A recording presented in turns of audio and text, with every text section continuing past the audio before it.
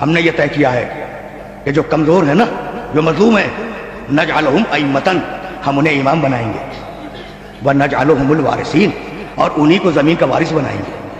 وراثت انہی کے پاس ہے۔ اب ایک بات طے ہو گئی کہ جہاں امامت ہوگی وہی وراثت ہوگی، اور جہاں وراثت ہوگی وہی امامت ہوگی۔ تو اب سمجھ میں آیا کہ وراثت سے انکار کیوں ہوا تھا؟ نہیں، بات واضح نہیں ہوئی۔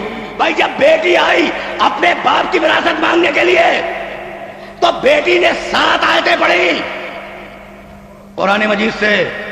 بھائی توجہ رہے، وَوَرِثَ سُلَيْمَانُ دَاؤُدَ، سلیمان نے داؤد کی وراثت پائی۔ یرثنی وَیرث مِنْ آلِ یعقوب، میری بھی وراثت اس کو ملے، آل یعقوب کی بھی وراثت ملے۔ للہ میراث السماوات والارض، ایک کے بعد دوسری کے بعد تیسری، یہ کہتی گئی کہ یہ ہے تمہارا قرآن جو وراثت کی بات کرتا ہے۔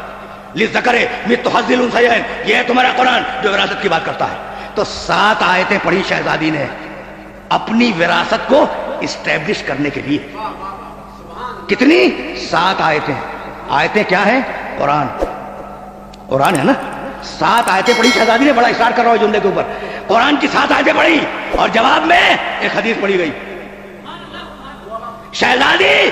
شہزادی قرآن پڑھ رہی ہے، جواب میں تم حدیث پڑھ رہے ہو۔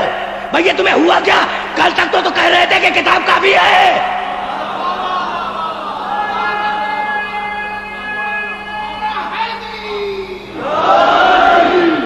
بھئی یہ تمہیں کیا ہوا؟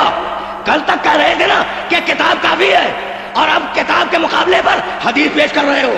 تو اب یہ جملہ کہنے کی اجازت ہے کہ خرمے کے درختوں کا مطالبہ کرنے نہیں گئی تھی۔ شہزادی باغ مانگنے نہیں گئی تھی۔ شہزادی کو کوئی دلچسپی، اگر مانگ لیتے نا تو شہزادی یوں ہی صدقہ کر دیتی۔